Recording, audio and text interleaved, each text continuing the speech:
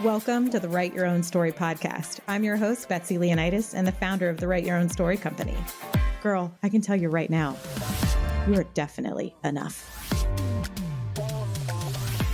Here we value service, sisterhood, connection, laughter, and that super genuine, keep it real, tell you like it is honesty. My hope is at the end of each episode, you realize you can do whatever it is you dream about and that you are not alone with what you struggle with. I'm hoping that you are snapping and clapping and hell yes in your way through each one of these episodes. So if this tracks with you, let's get started. I'm so glad you're here. All right, everyone. Welcome back to the latest episode of the Write Your Own Story podcast. I'm your host, Betsy Leonidas, and I'm so excited to be here with Michelle Hopkins, three-time Emmy Award winner. Yeah, well, actually, 6 times. Get out! 6. So I won 2 when I was in Columbus working at WBNS, and then 4 for Come Have Coffee with Michelle. You are incredible. You're my first Emmy Award winner on this couch. I'm like, now I'm sweating. Oh, don't. No. It's exciting. It really is. I could not have scripted a better story for myself. Who knew I would be back in television after 13 years and would accomplish what I have? And more than the Emmys, I know people focus on that, but it's just the fact that I get to do what I love again, and in such a different way, in my way. Yes. Oh my God. That is what we were going to get into.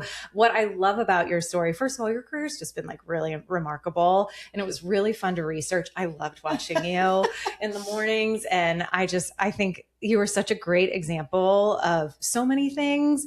But what I'm really excited for listeners to hear today is like, your path has not been linear. No. There's been some boomeranging. There's been some zigging and zagging. And like, as I was saying off camera, like, I really thought, like, I said, this is what I'm going to do. I'm in advertising. I'm a strategist, and I'm going to do that till I die. And then I've bounced around too.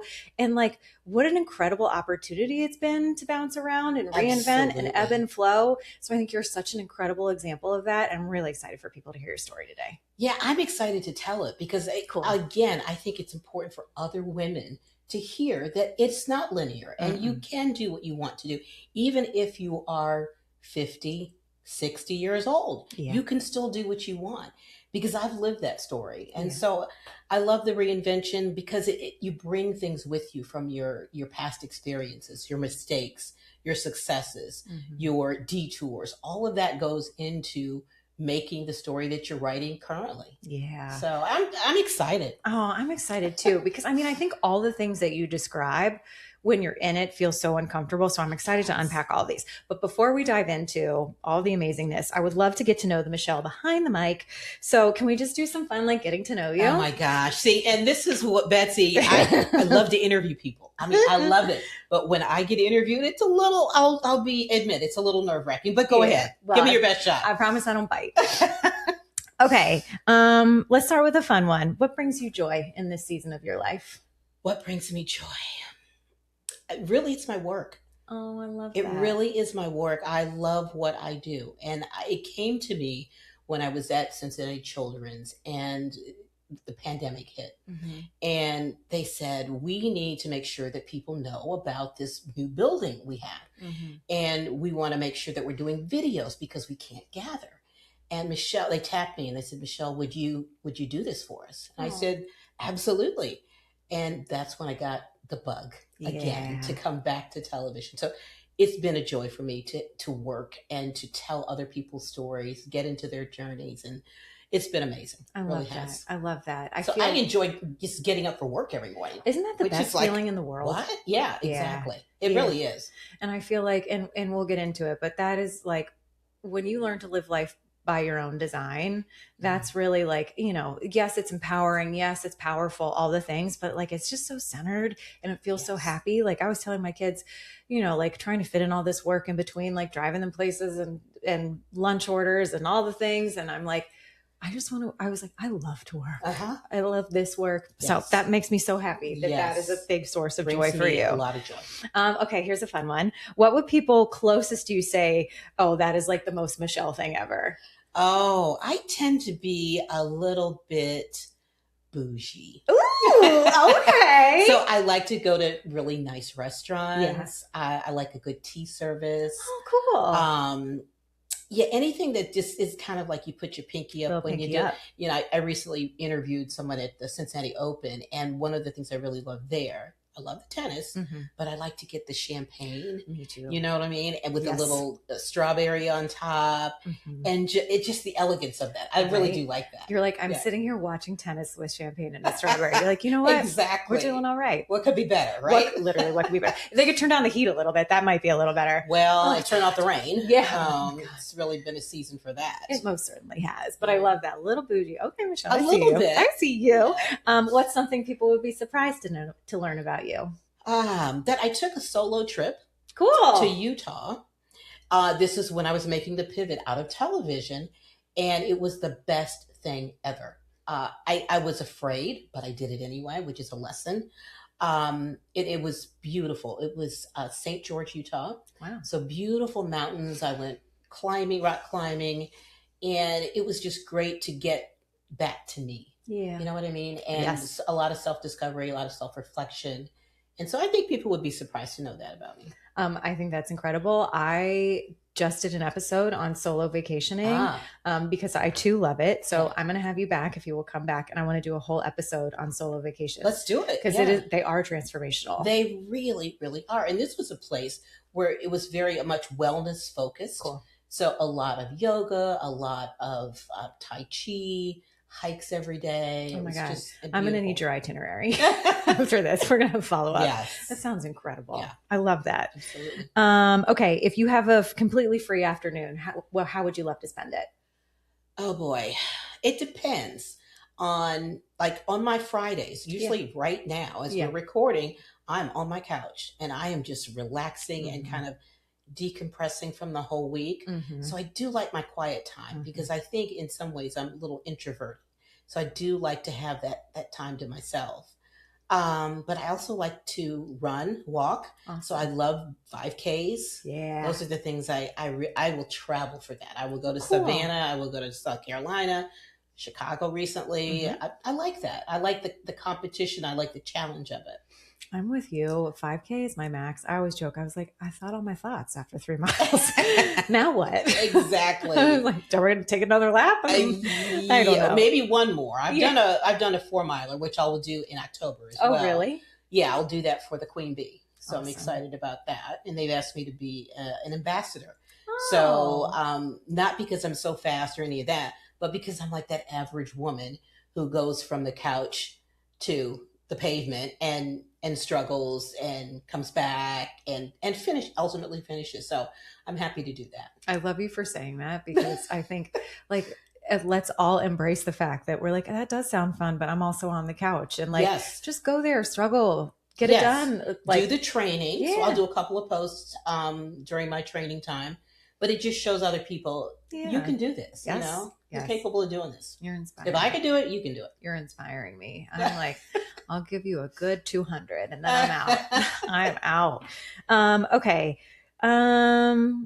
What role has motherhood played in shaping the woman that you are today? It's made me even more compassionate, more sensitive, definitely more nurturing. Yeah. My kids are everything to me, and they really have taught me a lot about life. And when I can, funny how that happens. Yes, yeah. and I can pour into them, and then I can see the fruits of my labor, and I would say that nurturing, grace, and humility as well. Yeah, so absolutely, all of that. Nothing makes you more humble than being a mom. Absolutely, yeah. But you're right. I always say, I'm like, this is my Super Bowl. Yeah. This is it. Yeah. This is like my dream come true. Exactly right. This has been really fun. I have another good question for you. Okay. Since you are the interviewer and you always get to ask all the questions, what is one question that you're like, man, I wish people would ask me that one? Ask me? Yep. You're like, nothing. I don't like answering questions. I know. Oh gosh. Maybe, and this is, I'll just cheat on this because this is what I ask people. Deal. Because I can't think of anything else. But it's a good question because people, they really makes them think, what are you doing on any given Saturday at 10 o'clock? Because I think that tells you a lot about AM or PM? a person. 10 a.m. What am like, what are you doing at 10 a.m. on any given Saturday? Yeah. So that's the question that I like to ask people. And my answer is it depends on the time of year and that kind of thing. But Yeah. I do like my quiet time. I'll admit that. I consider myself to be an extroverted person, but I am loving canceled plans these days. Absolutely. I love my bed. Am I going? Okay. Yeah. Right. And I do like to get in bed early too. I early to bed. Yeah. And I sometimes 8. Yeah. 8:30. Goals. Yeah. Goals. Because you need your rest. Yeah. And I have been so busy. I mean, I have 2 jobs, as you might know. I sure do. So I am trying to get rest when I can. Yeah. And if I don't go someplace, if I'm not invited, if I don't decide to go someplace, cool. Yeah. I'm resting. I know. PJs are the best. I do love PJs. I love PJs. Yes. Do you think that's also part of your training from like, what time did you have to wake up for morning news?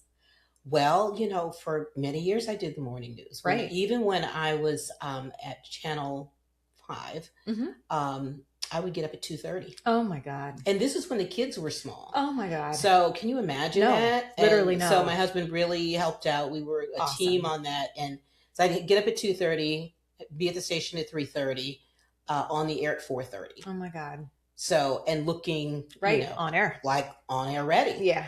So yeah, that was tough. But the kids would put me to bed at night, especially in the summer. It was like this time, it wasn't dark. Yeah. And so they would put me to bed. So I'm like, something is wrong about this. But that's what I did for many years. Yeah. Many years.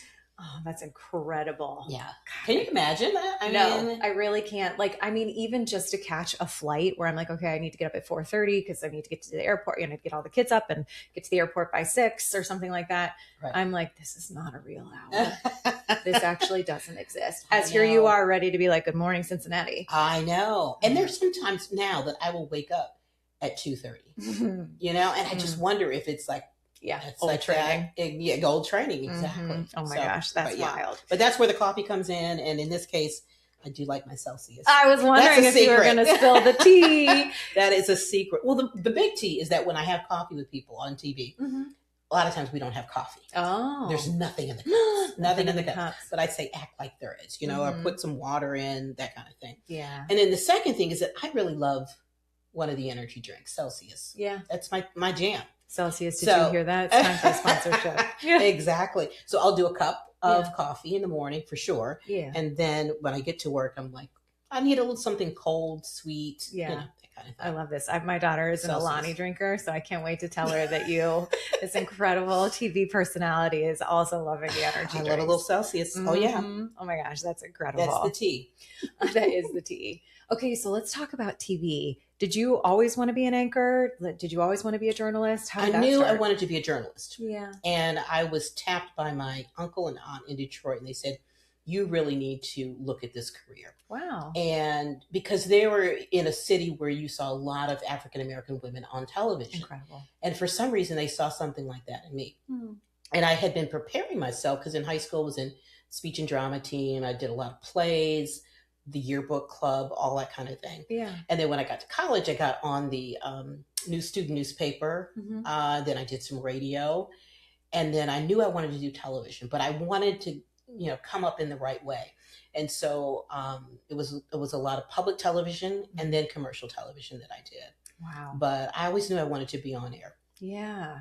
So how did you land your first news job, your first television job? Well, one of my mentors, Dana Tyler, she's in New York, and she was on the CBS News for many, many years there. But she actually, her dad watched me on public television, and he said, you really need to get to know her. Awesome. And she was probably like, what? Who is this? And so we met, and she actually got me into my first TV news job. So that's incredible. Yeah, you have to have that person, that mentor, that somebody says, come on, you can do it. And this is how you do it. And I think everyone right now just stopped and thought about who their mentor was. Right. Because everyone's got one. Everyone has one. Has that inspired you to be a mentor for others? And Absolutely. To search for talent? Absolutely. And foster? Yeah. I've had a number of kids in the studio, showing them around and talking to them about careers. I think it's something we owe. Yeah. We owe it to give back to others, and especially those people who want to follow in our footsteps. One of my favorite things from corporate life was one company in particular was at dunnhumby, And they would say in your like 360 review or whatever, you have to sit down. This is very corporate jargon, but they would ask, you want it to be like all about what's working, what's not, can I get the next promotion, et cetera. And one of their most important questions was, who's your successor? Oh, and I was like, great question. Great question. Yeah. And I think that is so inspiring for how companies are made, but also to like remember that it's not just about you. Exactly. I love that question. So when I think about like these people that you're mentoring and bringing in and showing, you're like, you are building your successor, and like, what a gift to do that. Opens you up for new opportunities. It makes sure that great talent comes behind you. Yeah. And I just think it's the right thing to do. Yeah. And when you're doing that right thing, what could go wrong? I mean, what could be wrong with that? Yeah. So I like that a lot. I mean, isn't that for someone who's stuck in a hard decision right now, just do your best to do the right thing. Exactly. I like that. Okay. So do you remember your first days of being on air? What was that like? Was it absolutely terrifying? It's been so long. No way, girl. But I was often terrified. I was often very scared to say the wrong thing. I bet you're so public. Well, yeah. And then you think, okay, I've got to be this anchor woman, you almost turn into a different personality. Yeah. But then I realized at some point, and I don't remember exactly when that was, but it's okay to just be who you are. Yeah. And I think I was doing a live shot one day at Channel 10 in Columbus, and I wasn't thinking about, I've got to do it this way. I've got to fit into this mold. And I just reported on what was going on. Yeah. I looked around me, and I just, and I came back to the station, and it was a guy that had been mentoring me, and he said, that was great. And I was like, really? It didn't feel great. It just felt like I was talking to people and telling them what was going on. Yeah. That's it. How far along were you in your career when you were finally brave enough to be like, I'm just going to shoot this like me? I think probably 2 or 3 years. Yeah. Then. Yeah. 2 or 3 years then. And there's so much you have to think about. Yeah. The writing, there is the performance piece of it. Absolutely. That you have to do.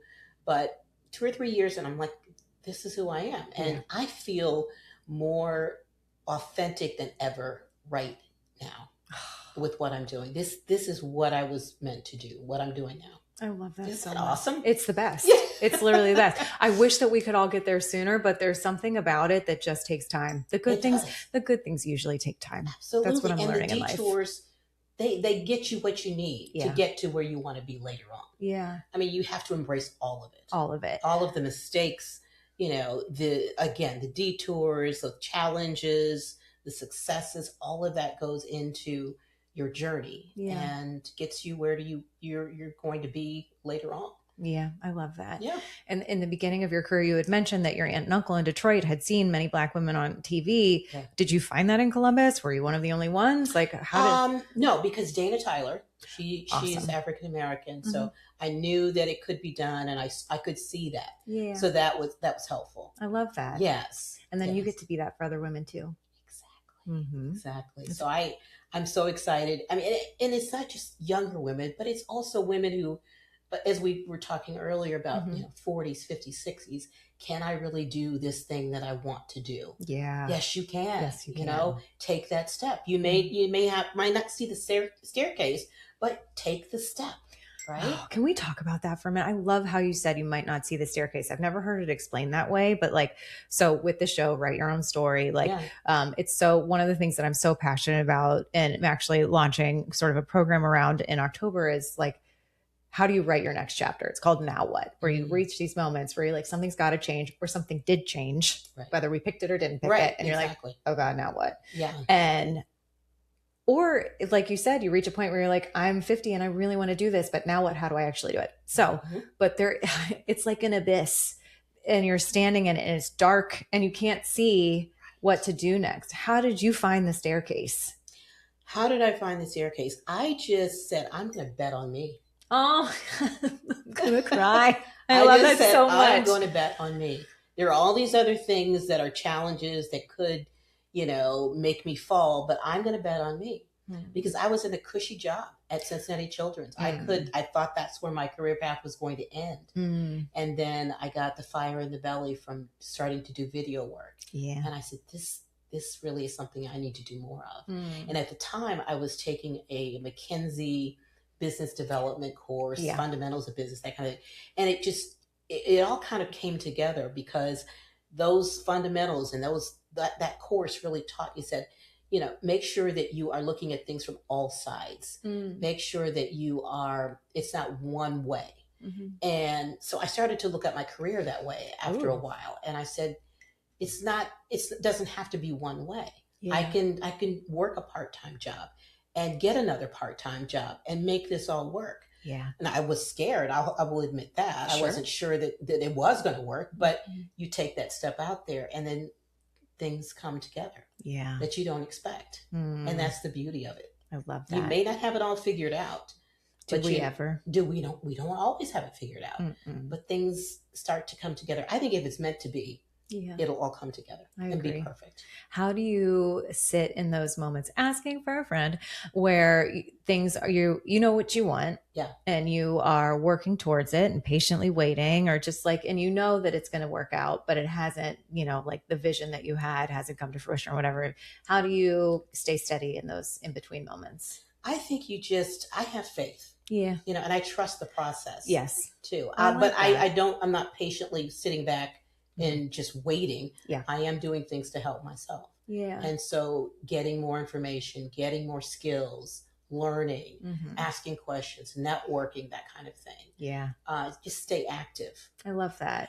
Yeah. I think I get this sense of sort of like insatiable curiosity. Absolutely. I feel the same way.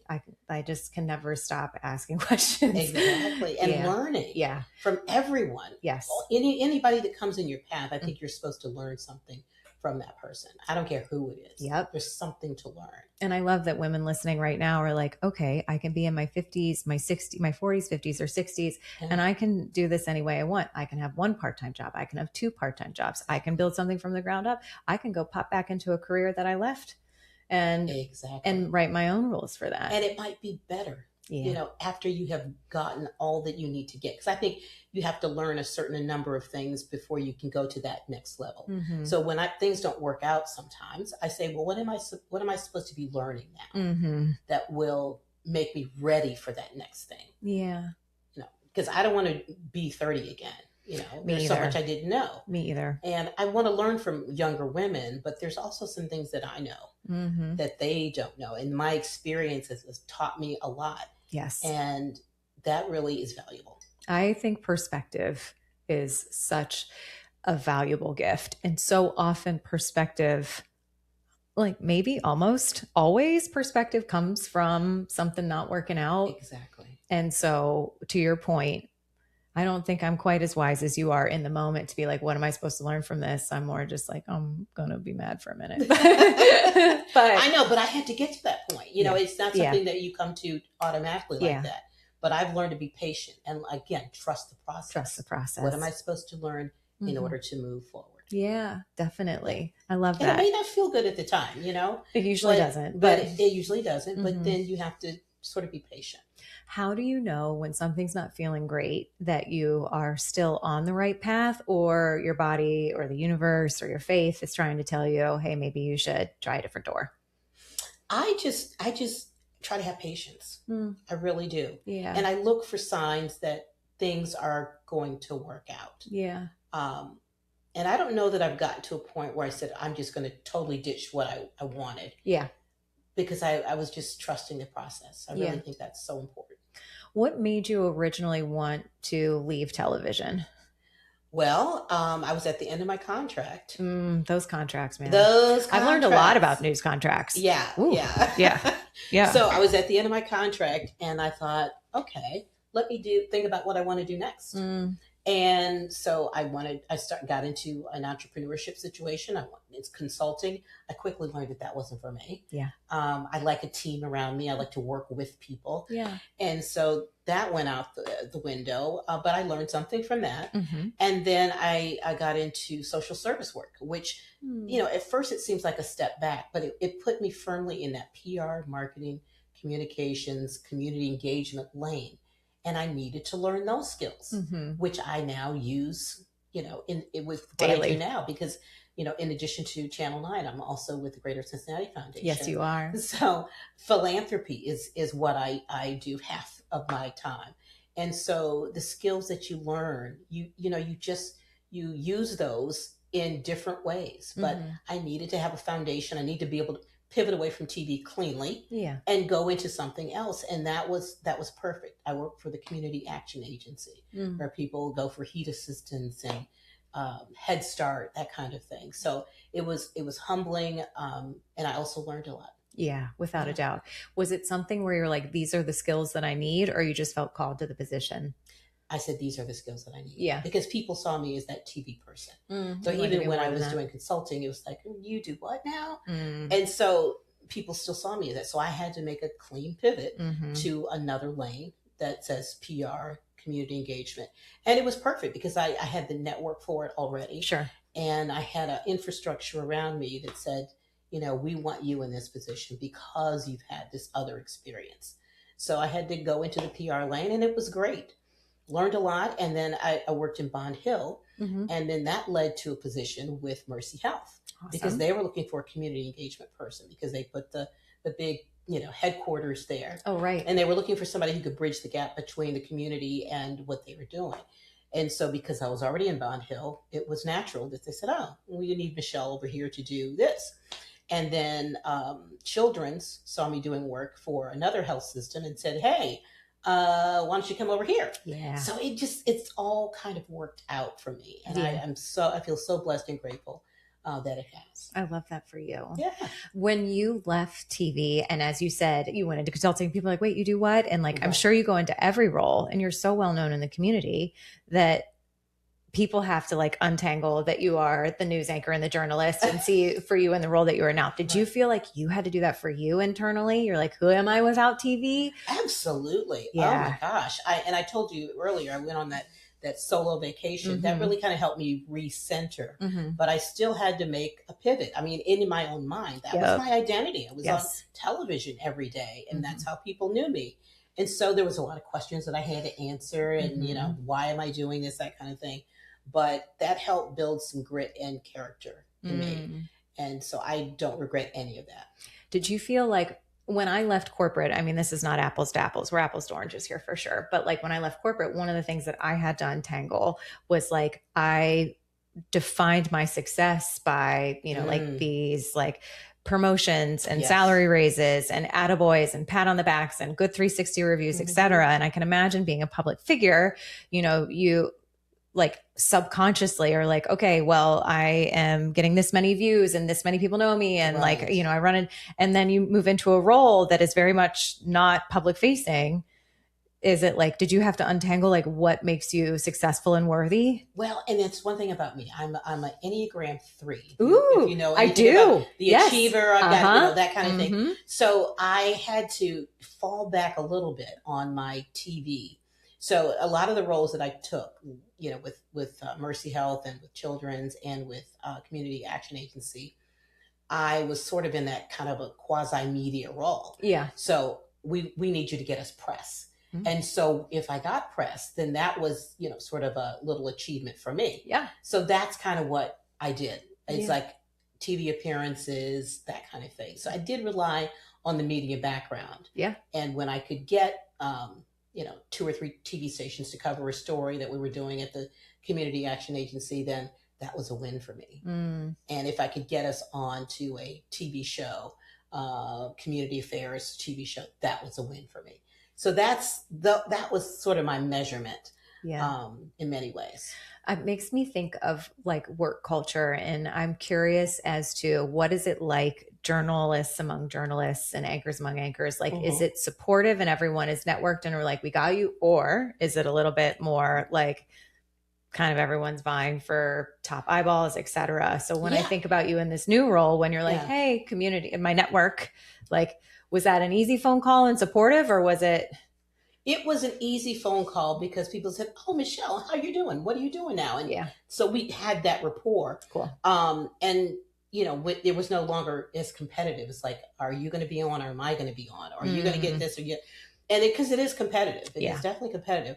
But in this role, in the community engagement role, it was not. And they wanted to help. And that was one thing I had going for me, is that there were people that I knew that I could call on and say, hey, can we get on this show? Or can you come cover this story? So that was really helpful. Yeah. And I leaned on that. That must have been a nice change of pace. That was going to be my other question, was like, okay, how did that community feel versus in your new role where you're in more community relations and PR? Like, did that feel more supportive? And I can imagine that you can then take those feelings in that environment, and when you come back around full circle to where you are now, you're like, this is what I want to bring with me. Yes. You are a collector of good people and of good things and of good stories, and just people knowing you, you know, and knowing that you have credibility and people trust you.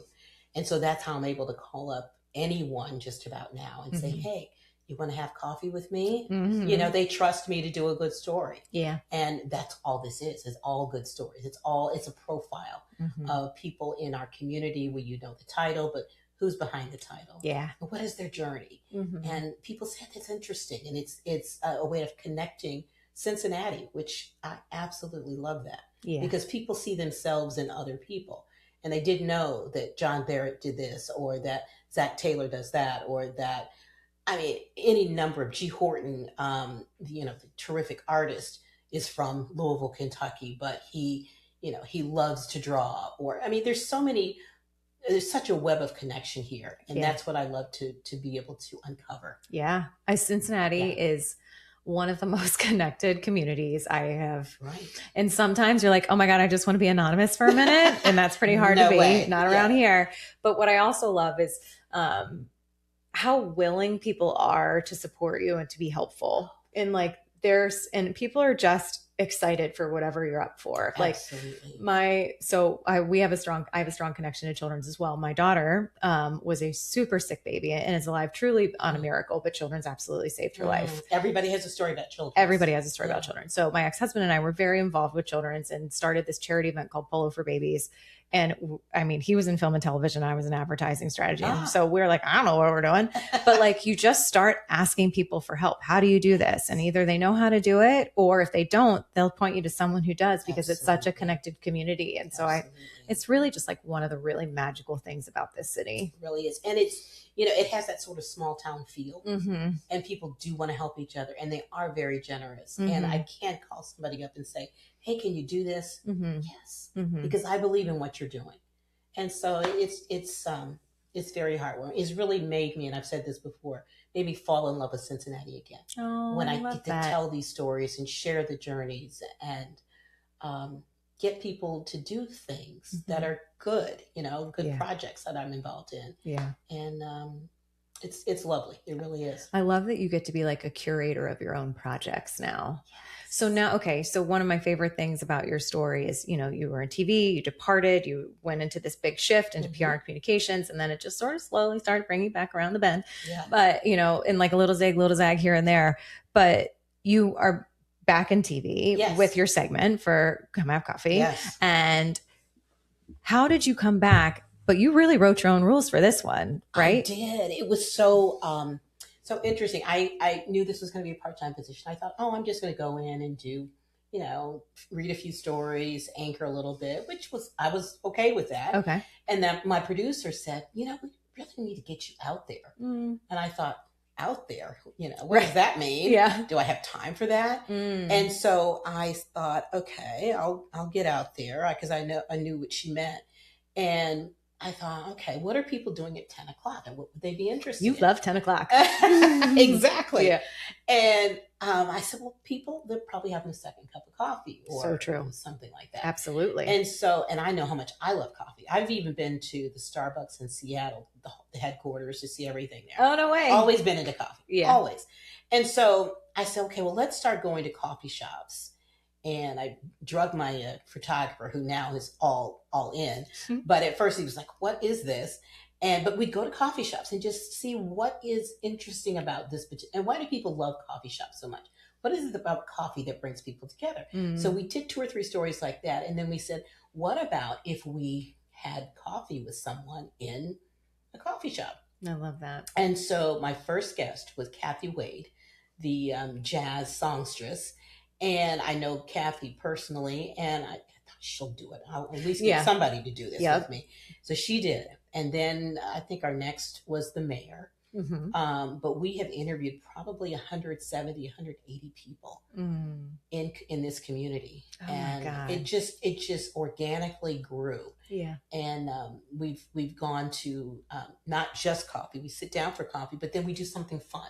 Yeah. You know, one of the most interesting ones, we won the first Emmy for this, was Zach Taylor. Yeah. The Bengals football coach, and sat down for coffee with him. Was really glad to get the interview. And my son used to work for the Bengals. Oh, cool. He was an intern for them. And so I was really happy to get in there, talk to him. I even brought my son up in the interview, like, Jeffrey used to work here. Oh, yeah, I know Jeff. And you have to go back and see the story. It's really I funny. definitely really will. Funny. But anyway, she was like, oh, yeah, we'll just do the interview in the locker room. But we started talking. And, you know, of course, I said something like, you know, if you ever need somebody to help you out, you know, one day on the field, you know, I know the Bengals are maybe struggling here or there. I can help out. I love this. And he says, people always say that. I said, yeah, they always say it, but I mean it. I said, what about if we go out and throw the ball around a little bit? And he said, yes. And I was thrilled. And so we went out to the field, and I threw a couple not pitches, but I threw a couple balls to him, and he threw a couple to me. And it was the best thing ever. Yeah. And it was it just happened. Yeah. You know, it just happened. So we thought from there, we're going to do stories that really get me out there doing something with the guest. And that has been just a thrill. That is so fun. I love that. Right. And like, what a fun twist to like come back around and again, be more ingrained in the community than sitting behind a desk. Although that is also an important position, telling important stories, but like what a cool, different way to bring community stories to life. Absolutely. And it's branded with Michelle and coffee, which, you know, that's what I love. And so I've really built something here with my photographer, Paul Grundy. I have to give Paul a lot of credit. He's come with me on some really some adventures. Okay. What other wild adventures come to mind? Well, oh my gosh. We went to Graders and we did the production facility there. Oh, cool. I mean, I have to think about the guest, but G. Horton, I just recently interviewed him. He let me collaborate with him on a piece. Wow. So that was good. No pressure. No pressure there. I interviewed Amy Spiller from Duke Energy. She's into hot yoga. She's a busy woman. She's a very busy, especially these days, right? She's a busy woman. So, yeah. But that was one Paul didn't necessarily like because it was so hot. Oh gosh. I mean, it was one of those 90-degree days. They didn't have air on, and it was just really warm. But we enjoyed that, and Amy said I was a good sport because I'm not used to hot yoga. Yeah. But there've been so many. I mean, so many stories. What kernels of wisdom have you gotten from these stories that you're like, I'm going to put that in my pocket? I think asking certain questions really does make a difference because it's that question that, what are you doing at 10 a.m. on a Saturday? That really gets people. Yeah. But I like to ask reflective stories. Like, what is your most proudest moment? What do you really care about? What's your passion? Those kinds of questions really get to the heart of who people are. Yeah. And I think it's sort of the ease of me asking the questions. And I always say, this is the most fun you're ever going to have in an interview. And some of them believe me and some of them don't. But I just interviewed Jessica Esterkamp from Big Brothers Big Sisters, and she was nervous. And I said, Jessica, just relax. This is going to be the most fun you ever had.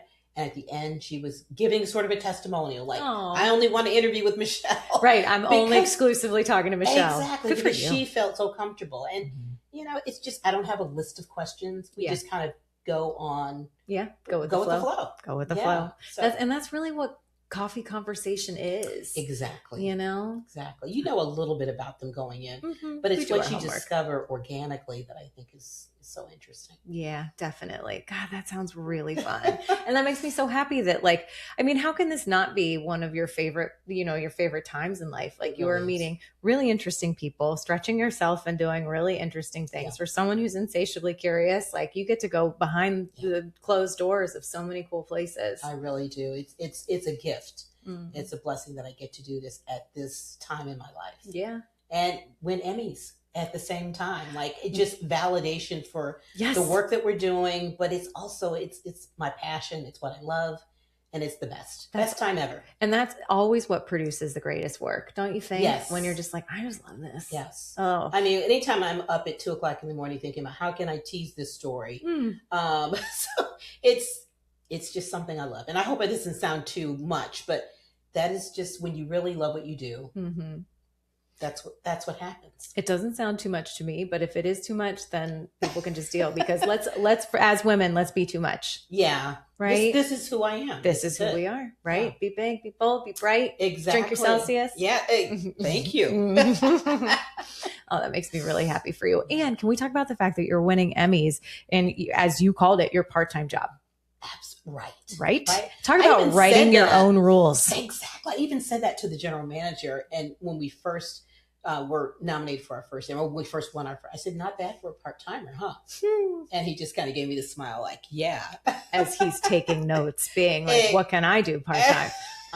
Exactly. Yeah. So it's not even about being part-time. It's about doing what you love. Yeah. What's going to make you happy? Mm-hmm. What is your passion? Mm-hmm. You're going to pour yourself into that, right? That's how I feel anyway. How do you, for 2 jobs that you clearly love, you love being in sort of the community engagement, you love telling these incredible stories. How do you pull off, because I can tell you're an all-in kind of lady. Oh, absolutely. So even though it's part-time, I'm sure you are whole heart all in. How do you manage 2 jobs at once? It's difficult, and it sounds difficult. It can be difficult, but again, my kids are grown. Yeah, they're out of the house. They're on their own, so I have the time. But you're still one person. But I'm still one person. But I like my Fridays. You know, I like my quiet time. Thank you for sharing your quiet time with me. Absolutely. At least we're on a couch. Absolutely. Yeah. So you give yourself your Fridays. I give myself my Fridays. I give myself spa days too.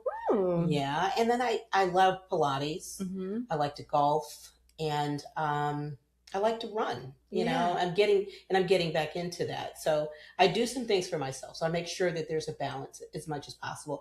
But you're right. Both part-time jobs they can turn into full-time jobs. Oh, without a doubt. Because I'm emceeing events, I'm doing all sorts of extra things added on to the part-time jobs. So it's almost like I'm always on. But the Enneagram will tell you that as a 3, that is what I love. Yeah, I love to work. I love to achieve. I have my checklist. I want to go down the checklist. And then the awards are nice for me. I mean, because it is proof that, okay. Yeah. You're doing something right here. Yeah. So. And it's like, and I know that you were doing something right, but then to see it, other people recognize it as well. Yeah. And these are people from across the country, peers, people in the industry. So it does mean a lot. But again, it's really about connecting with people in Cincinnati. It's the storytelling that I really do love. I love that. Yeah. Do you have to put, like, for being such a checks and balances and all in an achiever with your lists, and you're knocking it off and you've got your time blocked, do you have to are you good at boundaries? To be like, I have learned to be good at boundaries. Can you teach me how to do boundaries? It's not easy, especially if you're like me, you know. Yeah, I am. But you do, so you'll have an experience where you say, I should have set a boundary here. And then from then on, you will do that. I get sweaty when I have to make boundaries. I'm like, I'm nervous.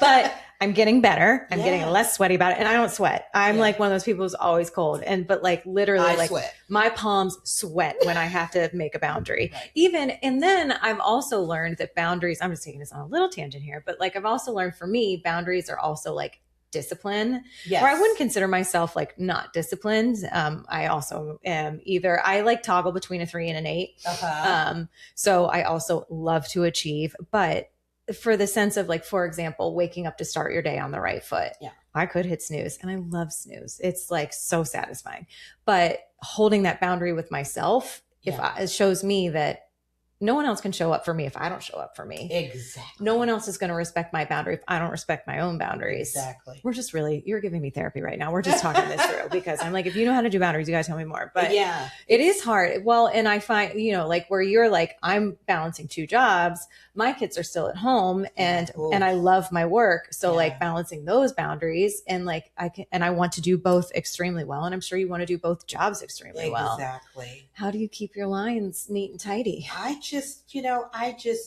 do it. I just somehow Okay, I'm into it. I'm able to do it. And if I see something going a little bit over to the right, I'm like, no, let's pull it back over to the left. Yeah. And I just think it's experience. It's having, maybe you get burned a couple times and you say, okay, that's not going to happen again. Yeah. And because I didn't correct it, you know, I got a little burned that time. So you just learn. Are there things that you feel like you've have been conditioned that you've had to untangle? Like, for example, like giving, you know, just giving everything to please versus being like, all right, I'm about at the burnout level. So I know my quality of work is going to drop from here. So I'm drawing the line here. Done is done. Or, you know, are there any things like that that you've had to untangle in your professional and personal career? Yeah, I think, you know, and I go back to this saying, and others have said it, but it's so true. If people show you who they are, believe them the first time.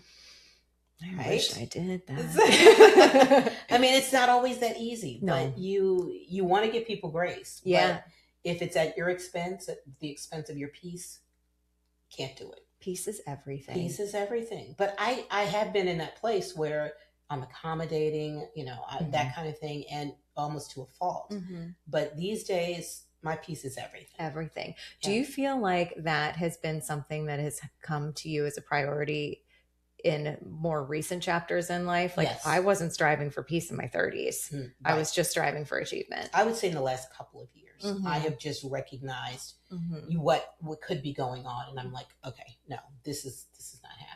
And I don't know, it's just wisdom with age, maybe. That's kind of my favorite part of getting older. Yeah, I love all this wisdom. I mean, I'm still a hot mess, but I love the wisdom that I've got. Right, but it comes at a price sometimes. It sure you know, does. But then you have to just correct and say, I'm going to put me as a priority, right? I'm not going to put that other person or this other situation. I'm going to put myself as a priority. That's so important. And that is hard for women to do. It is very hard for women to do. But I have to do it. Yes. And by you doing it and by me doing it, we set examples for other women that you can do it for our children, for our daughters. Yeah. And I've seen other women. So that's what happened with me, is that I saw other women do that and talk about putting yourself as a priority. And I'm like, you know, that makes so much sense. Yeah. And I'm not putting myself as a priority in this situation or that situation. So let me do that and see how I feel. Change it up a little bit. Yeah. See, and I'm so glad. I love that. Yeah. And there's so many ways to deliver excellence. I've also had to learn to challenge in my own mind what like excellence and how you deliver it is. Because, and it's working smarter too, not necessarily harder. I love that. Yeah. That's also a new one. Absolutely. For sure. Because, you know, especially as you're kind of growing up in your career, you're like, if you are seen working the hardest, you're rewarded for that. Right. And then it's kind of making that evolution in that shift. Sometimes you're rewarded. Sometimes you don't get rewarded for the hard work. And you see other people sort of sliding by and you're like, that's infuriating. That's interesting. Very annoying. But you learn to work smarter. And that's that I've had to do. That's something I've had to do that I do now. Yeah, I love that. So I know that you had said, and I love how peaceful and confident you are. And you're like, well, I did this. And then we turned over here. And then we came back around here. And we're doing a loop-de-loop here. And here I am. And like, you're like, it just all kind of worked out. But I know that we had talked, I think it was off camera, that like where we learn is in the bumps and in the failures. Absolutely. How have you learned to embrace that? Or the failures, the mistakes? I just look at it as all part of the journey. Yeah. Now, at the time, I didn't feel good. You know, it didn't feel good to have to learn who's an achiever. Exactly. Totally. That doesn't feel good to not achieve. And then, you know, in such a public position, people see all of the mistakes and some of the failures. And that doesn't always feel good. But then you have to think, it's going to get better. This can't be like this forever. And I'm going to embrace that. What did I learn from those mistakes? What did I learn from that detour that I made that is going to help move me forward where I want to be? And it's not, you know, it's not about the detour necessarily, but just making sure things are right the next time. You have to learn some things and then be able to move on. I love that. I also feel like if you don't take stock of what you've learned, the universe will give you that lesson again. Absolutely. Be like, silly goose. Absolutely. Time to try again. Absolutely. Yeah. And that's happened to me a couple of times Me too. Yeah. I think it's happened to all of us or will happen to us. Yeah. But you just have to learn to embrace it all. It's part of the ride. It's part of the ride, part of the journey. Yeah. It truly, like, perfect really, truly does not exist. No. There is no perfect way to execute anything. There's no perfect, like, even though we learn the lessons, we're never going to learn them perfectly. Like, It's one of the greatest gifts of being human is that we get to sort of be messy and free and all the things as long as we let ourselves. Yeah. And there's some things where I know where I'm still learning, right? I'm still learning. I'm still afraid in certain situations. But I have to trust the process. And I know that things will happen in their own time. Yeah. Yeah. Where are you afraid in life? Where am I afraid? I'm one of these people, and this goes back to the Enneagram. Security is a big thing for me. Like I want to feel secure. Yeah. And so if there's a situation where I don't feel secure or I don't know if that security is going to be there, that's where I'm afraid. Do you define security as like financial security, like a physical safety feeling? Like what makes you feel secure? I think financial and financial and physical. I mean, I feel I'm not threatened or anything like that, but I feel like financial. I want to make sure that I'm safe there because I do like a certain lifestyle. You know, we all do, right? Yep. So. Right. You said it. You bougie. I tend sometimes. Yeah. Sometimes. No, I love that. I'm just giving you a hard time. But I also I'm a girl who likes to run. Yep. You know, I'll get sweaty in a minute. You know, that kind of thing because I know it's worth it and I enjoy what I'm doing. Totally. Or at least somewhat enjoy it. I mean, running is, but I know at the end I'm going to feel good. I'm going to have that runner's high and that kind of thing. So I know. Isn't it annoying that we never regret a workout? And never once have I regretted it. Exactly. My dad is one of my favorite people in the world, and he will go to the gym and sit in the parking lot and then occasionally drive home and not go. But he is like, he every single birthday, he's 81. He works, he goes to the gym. Wow. He like has always, awesome. He's been a really active guy.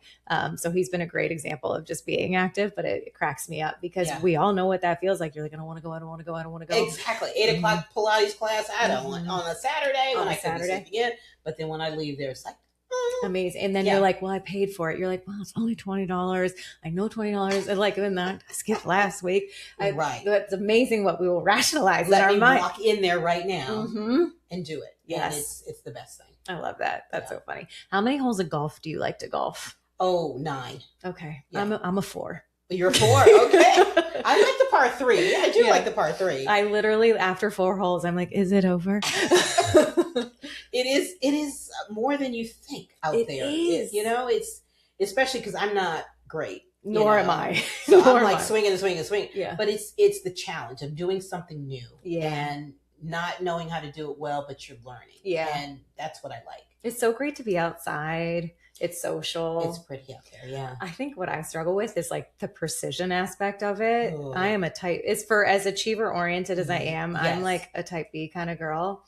And so I'm like, oh God, I got to think a lot on this one. Well, there's so much to think about when you're golfing. So many factors. I mean, the positioning of your body, the swing, your aim. The wind. I mean, things you can't control. No, right? the rolling hill part. Like, and you got to try to figure that out. But that's kind of what I love about it. That there's so much to think about and so much strategy involved, so much challenge.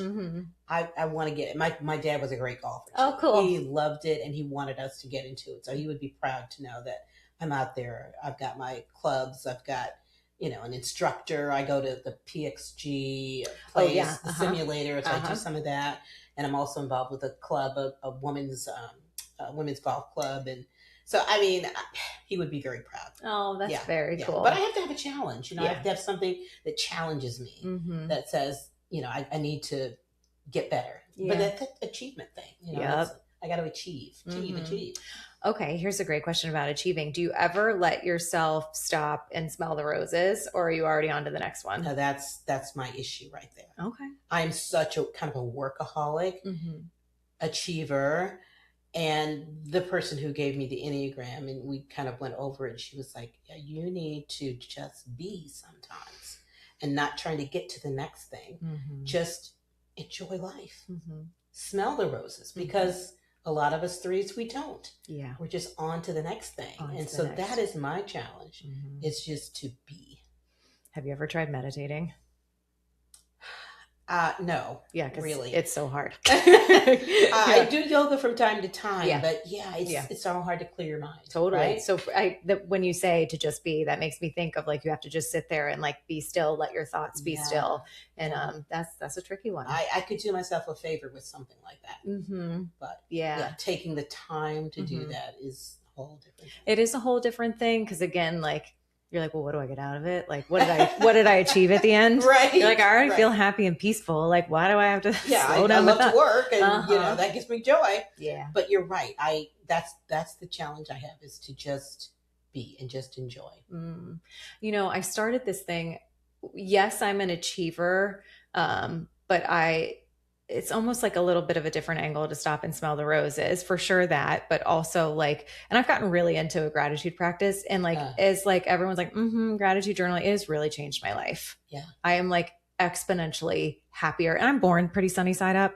I'm grateful for that, but like, it is really like changed the game for me. But I think taking stock of what I am proud of, like, this is going to sound so ridiculous, but being a single mom with 4 kids, and I'm like, I hate the dishes. Because I do so many of them. Just think about what you said. Single mom of 4 kids. Yeah. That's huge. Thank you. Yeah. Oh my gosh. Yeah. I look up to you just for that. Thank you. mean, that's no easy thing. No, it's like the funnest thing, but no, it's not easy. Yeah. But sometimes I have to stop and be like, once I did the dishwasher again, to be like, you should be proud of yourself. You did something that you hate, and now you feel organized for the next day. Right. Just little stuff where I slow down a little bit to take stock of like, you did the thing you didn't want to do. Let's just give yourself a second of credit there for a second. Exactly. Or you showed up well today, even though you were really nervous. And I have a gratitude journal. Do you? And you're going to make me pick it back up today and start writing down just the little things that you're grateful for. You're right. It really does make a difference. And that will make me slow down. And notice. Instead of just whizzing by, One other thing that I love is when you're on your walks or runs, like I love to go for walks in the woods. They're my favorite. Yeah. I'll do, instead of like actually meditating, I'll do like a color walk. I'll do this, my kids do, to be like, let's look for all things yellow. And it just makes you notice more. Yeah. So for those of us who run at high octane, we don't have to slow all the way down. But we can just take it down a notch or two. Exactly. I don't know. I'm trying. But something like that does make you slow down. And just like, look around you and say, But because I do like to do those things too. I like the outdoor walk. And that does help me to kind of appreciate what's around me. So I just need to do that more. But thank you for reminding me of all of this. This is so good. Well, I just am so enjoying this conversation. When you were talking about, security and things, what about when you are ready to go MC something or have an interview where you're like, I got to go toss a ball with Zach Taylor, like, and you get fearful or nervous? How do you step into your power in those moments where self-doubt starts to creep in? Oh boy, that's a great question. And it's happened to me probably in the last 6 months or so. And I just say to myself, you got this. You've done this before. Yes. And I try to think back at my experience of like, you can do this. What are you doing? What is that voice? And I try to push that down and I'm like, let's do it. Yeah. And it's just, it gives me a confidence boost when I start thinking about what I've done. And nothing's going to shake me here. Yeah. I've got this. So yeah, that's it. I like it though. You're like, look at the evidence. Look at my track record. I've done this. Yeah. I got this. But you tend to forget sometimes. You tend to push that down and you think, but when you start thinking about, wait a minute, I've been doing this for 30 years. I can do this. Yeah. I've come up against this and that and the other. I can do this. Right. And then going back to what we were saying about like taking the licks and, the bumps and the bruises, like those are the things that give us confidence. Exactly. You're like, I survived that. Exactly. This thing is in the bag. Exactly. Right. And so you just have to, psych yourself into it. Yeah. And say, I got this. Yeah. Let's do it. I love that. Having such a public facing career, have you gotten over the fear of judgment of others? Because people are watching all the time. Not completely. Yeah. Do we ever? Not, yeah, I don't think we ever do. I don't think we ever do either. Maybe, I don't know. We'll have to see what happens in the next chapter with me. But right now, I do. You know, there's some, I don't want people to judge certain things about me. But then there's sometimes I don't care either. So I'm like back and forth. Yeah. Yeah. Yeah. How do you quiet the thoughts when you get nervous about people's judgment, especially when you're doing things in a public way, no matter what? Yeah. I just think, you know, let's just do it. I mean, I don't know how else to say that. It's I actually love the simplicity of it, to be honest. We don't need a 5-step program. You're like, just, girl, you got this. Yeah, you got this. Let's just do it. Yeah. Yeah. And I don't know. I think that people, it says more about them if they're judging me than it does about me. So I just always kind of turn it around and think, well, if they're judging me, why? Why are they judging me? And well, let them do that. Let them. Let right? them. You know? Have you heard about the book? Oh, right? yeah. Let them. Let them. Let them. Right. Because that is her whole point, is that it's not about you. Exactly. It's about them. Exactly. So what are you going to do for you in your life? Exactly. I love this. Mel Robbins, one of my faves. I love her. One of my favorite things about her interview style, she's like, wait, I literally don't get this. And like, well, like make people explain I think she's just like, she wears her heart on her sleeve, which I really appreciate. But I love that theory, to let them. I do too. Yeah. Yeah, I really do. And that's really helped me when people do feel judged or anything even in that remotely in that realm. I'm like, let them do that. Yeah. I'm going to do this. This conversation has been so inspiring for me. And I think so many women are going to be like, you know, it doesn't have to be overly complicated. You just continue to follow the path. I mean, you certainly have worked your butt off and have continued to learn and explore and be brave. I certainly don't mean to simplify it, but I like how you were like, I take the next right step. If something closes, I go find a new door. Like, and trust the process. Trust the process. Yeah, trust the journey because it is a journey. Yeah, and it's yours. And it's mine. Yeah. And when the journey feels bumpy and bruisey and hard, how do you remember that there's also so much good here? Because I know that there's something to learn. Ooh. From it. I know that there's something to learn from the bumps and the detours. What do I need to learn to put me where I need to be or where I want to be? Yeah. And just, you have to be patient. And I keep saying it, but trust that process. And how do we be patient again? You step back and you just wait. Yeah. And you assess the situation. You don't panic. You don't do anything out of fear. I think that, people tend to make moves out of fear. I agree. And that's one thing I try to discipline myself not to do. Is I'm not going to say this out of fear. I'm not going to make this move out of fear. I'm going to kind of step back and make sure that whatever the next move is, I'm not doing it with some kind of desperation or whatever. That's never a good thing. When you were saying, you're like, well, I just go. I think you are so good at slowing up for a second and checking in with yourself to be like, what did I learn? Am I doing this out of fear? Is this in alignment with what I want? How can I make this what I want? Yeah. Am I nervous? Nope. I'm excited and I got this in the bag. And I try to be strategic, Certainly it shows. Yeah. It very much shows. Yeah. So I am go, but then I know when to pull back and when to assess and to wait and to trust the process. Trust the process. Yeah. I'm going to have to get that as my next tattoo. Number 2. That's a good idea. Yeah, I like it. Okay, on your Fridays when it's couch time, what are you watching?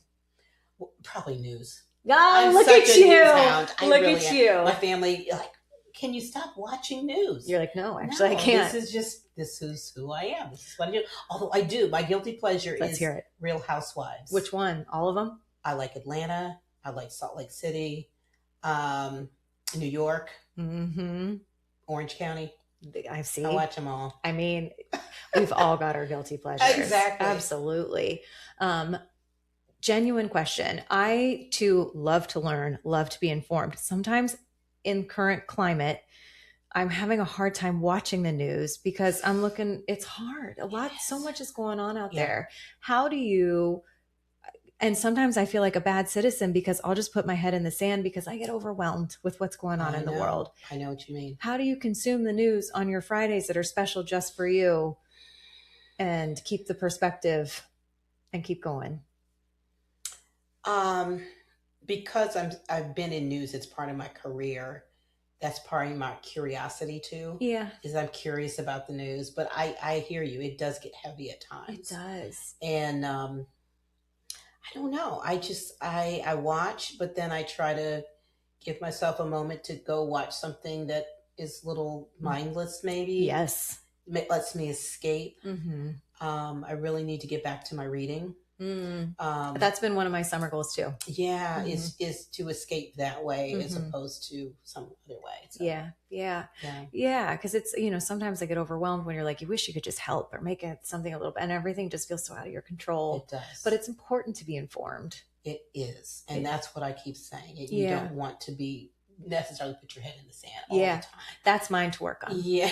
No, truly. Yeah. You need to stay informed so you can know what to do in certain situations and tell other people what to do. But yeah, I agree. It can be overwhelming, and I just hope things get better. Me too. That we don't have so much to deal with. So much to deal with. I hope the weather gets better. I have a lot of things that I hope get better. But I do appreciate that, now I can look at it with the perspective of it's important to be informed. Yes. And what is your advice for people who are feeling, maybe not even necessarily related to the news, but it inspired the question of there are things that you see that you can't control, but they're affecting you kind of. How do you handle those type situations? Well, and I should say music does help because I like that. Music does help me sort of escape a little bit. So I'll put on, some Earth, Wind, and Fire. Yeah. Oh my God, I love Earth, Wind, and Fire. And the other night I put on some Barry Manilow. And that really took me back to high school days. Really? Honestly. Yeah. He was in town recently. Really? And I think he's calling it his last Cincinnati concert. Oh. And so, but it was that music that took me back, and it just gave me hope, and I just thought it's the music. Music does inspire. It does. And it always has. I mean, even when I was in high school and junior high school, the music would really take me places. So yeah, more music in my life. I love this. Yes. Do you listen to music when you run? I do. Yeah, me too. I do. It's got to be something upbeat, of course, and keeps me going. But absolutely. I have a whole playlist. Yeah, I love this. And then you're like, oh my God, I've listened to playlists so many times. I need a new playlist. Exactly. Okay. Exactly. A couple fun rapid fire questions to wrap us up, because this has just been so insightful. But let's play for a little bit. Okay. What's your coffee order besides Celsius? Strange. I like just a black, bold coffee. Black and bold. Hot or iced? Hot. Same. Yeah. I want it. I cannot do ice. I can't either. Yeah, I want my coffee on fire. Exactly. Exactly. Yes. Even when it's hot. Same. Morning show hours again? Absolutely not. Or yes. Absolutely not. Yeah, I'm done. I'm done with that. Yeah, I always think about that. Could I go back? You're like, no. One word your closest friends would use to describe you. Bright. I love that. Yeah. I definitely. In my clothing and in your energy my energy. Yeah. And I mean, you are just incredibly brilliant as well. A song that immediately puts you in a good mood. Speaking of music. Anything by Earth, Wind, and Fire. Yeah. Really. Such a bop. Yeah. Anything by Earth, Wind, and Fire. I'm like, oh, okay. And I made the mistake of going to a concert probably about 5 or 6 years ago. I danced like there was no tomorrow. You needed a nice bath the next day. I needed that. So totally. Yes. It's a good problem to have. Exactly. I need to do it more often. Do it again. I already know the answer to this. Interviewing or being interviewed? Oh gosh. Definitely interviewing. You're such a good sport. This has truly been such a pleasure. Okay. Your dream coffee guest, living or historical? Oh gosh. Cincinnati. Somebody else recently asked me that. I would love to interview Joe Burrow. Oh yeah, me too. Yeah, I would love to interview Joe Burrow. Yeah, it would be great. And I'd like the challenge of sort of bringing him out, because I think he can be a little inward, and I would love the challenge. And anytime I can do that in an interview, I love it. Like when I think people are going to be, oh gosh, I'm going to really have a hard time. But then there's something that happens, and they become this person that I wanted them to be, very transparent, very generous with their personality. And so, yeah. Joe Burrow's people. Did we hear this? Joe Burrow. Call Michelle. Okay. One word for the chapter that you're in right now. One word. Let's see. Amazing. I love that. It's an amazing You made me chapter. squeal. It's an amazing chapter. Yeah. Unbelievable. I think that is incredible. Yes. That is incredible. And how old are you? Am I allowed to ask that? I don't necessarily. I'm 29, so I'm 40. 30. Yeah, right. Okay, so that's how old we are. And look at us in these incredible chapters. Yes. Mm-hmm. Definitely not 30, but definitely not 29. I mean, that's what makes it more incredible. Right. And that's my point, is that like amazing chapters don't peak, you know, like I feel an amazing chapter because my kids are in, you know, with me and in this, but like amazing chapters are still to come. Absolutely. That is my point in asking. Absolutely. Mm-hmm. And just go for it. Yeah. Don't, you know, it may be the end of a certain chapter, but then there's another one to come, right? Mm-hmm. And always position yourself so you're ready for that next chapter. You can do it. Yeah, you can do it. Okay. What is one rule you followed for way too long, and what rule have you chosen to replace it with? Because we're all about breaking rules here. Yeah, it's, you know, I always thought I had to fit into a mold. I had to be this certain person, doing certain things, but now I'm just who I am, and I'm authentic, and I love it. Yeah. I'm not trying to fit into a mold anymore. I'm just who I am. Do you think that is a big contributor to your peace? It is. It definitely is. Yeah. I'm no longer worried about what other people think. And isn't it ironic? Like, to me, to be truly like, let it all out can be so fearful. And then once you get over the fear, you're like, actually, this is peace that I've never experienced before. Exactly. I'm working on that one too. Yeah. You'll get there. Yeah. You'll get there. I think it comes with time, and you just have to be comfortable in your skin, and it's like, it's okay. Yeah. I can, you know, you can only be you. And it feels really good, messy and all. Like, exactly. It's exhausting to try and be all somebody else or some other version of what people you think want you to be. So just be you. I'm loving this. Be you. Okay, finish this sentence, please. A woman who writes her own rules writes her own story. God, why do you keep making me squeal? I love it. That's really, that moves me so deeply. Yeah, you write your own story. We really have so much more autonomy and power and control than we think. Absolutely. And that's freedom. You know, that is freedom. It truly is. And that is peace. That's where you get your peace. Yes. And so if you learn, and like, isn't it interesting that like what I'm taking from your story is that so much of your power and control has also come from letting go.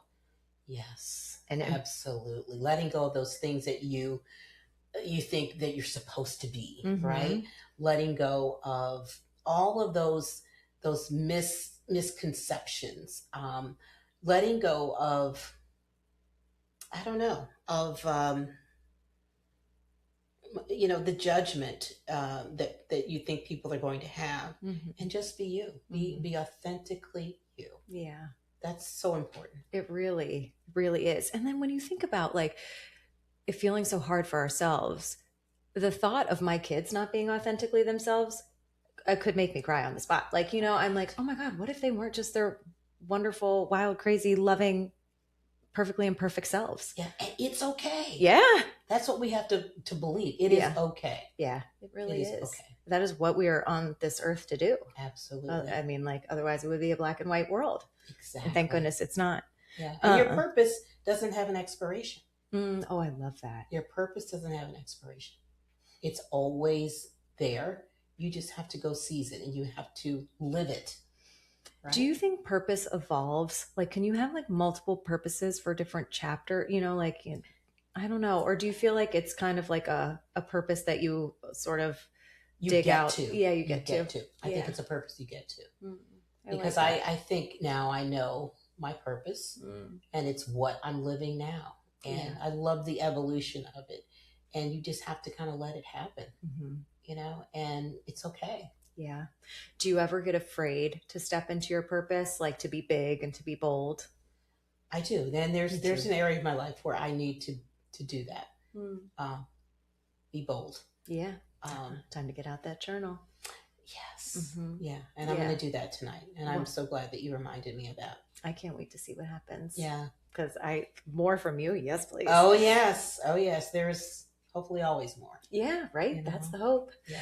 Okay, last question. What's one thing you want to say to women who are standing looking at where she is in life and asking, now what?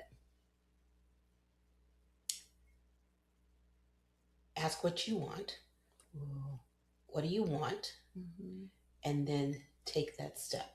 Mm. And again, you may not see the staircase, mm-hmm. but take that step. Mm. I love that. Take the step. Right? It is just, what is the next right step? Exactly. And to your point, aligned to what do you really want? Exactly. Check in with yourself and ask yourself, what is it that I really want? And I'm all for vision boards. I love vision boards. Maybe we could do a vision boarding episode. Yeah, I think that would be great. I would love because that. I really believe in that. Yeah. And I envisioned a lot of what is happening now for myself years ago. Although, because people said just dream. I mean, even if you think it's not going to happen, I mean, just whatever, just put it down. Mm-hmm. Put some pictures and up on your poster, and put some inspirational words there. And see what happens. And it happened. And it happened. I wanted a combination TV job with business, corporate, sort of consulting. And it's all come together. It really has. See? And doesn't it like give you chills when it does? It does. It almost scares me when it does. I'm like, ooh. I know. It happened. And the way things, ladder up and to where you are now. And I'm not saying everything's perfect. I would never say that. Yeah. There's still some places where I need to work and that kind of thing. And hopefully things will evolve. But for the most part, things have come together. Yeah. And it's incredible. Amazing. That's incredible. Oh my gosh. You have been such an inspiration. First of all, you are so accomplished and so incredible at what you do, but it is like, I really appreciate your vulnerability and a peek behind the curtain to be like, hey, it has been, some loop-de-loops and round-arounds and and that's inspiring to women. I feel, a straight path, you miss so much opportunity, and to really make it your own versus following someone else's path. So we need to learn lessons, yes. And that's what that teaches us. Yeah. The mistakes, the bumps, the turns, the twists. Yeah. It all teaches us something. Definitely. I've been so inspired today to genuinely slow down a little bit and check in with fear, check in with what I want, and very much so to trust the process. Absolutely. And you've made me think about gratitude. And slowing down and appreciating the little things. Yeah. Thank you for that. Oh, you're so welcome. This has been an absolute pleasure. Gosh, what a true joy. And you're just a joy to be around. Aww. You are bright. Aww. Bright in so many ways. I really appreciate it. Everyone, I know this episode is full of just delicious, insightful nuggets. Please share. Most women, absolutely. Women need to hear these wonderful insights. So please share this episode. Michelle, thank you so much again. And thank you. You're so welcome. And thank you everyone for listening. We'll catch you next time. Well, that's the end of this episode, but promise me, you won't stop here with whatever it is you're feeling or dreaming about. I hope you leave today feeling empowered to live life just as you see fit.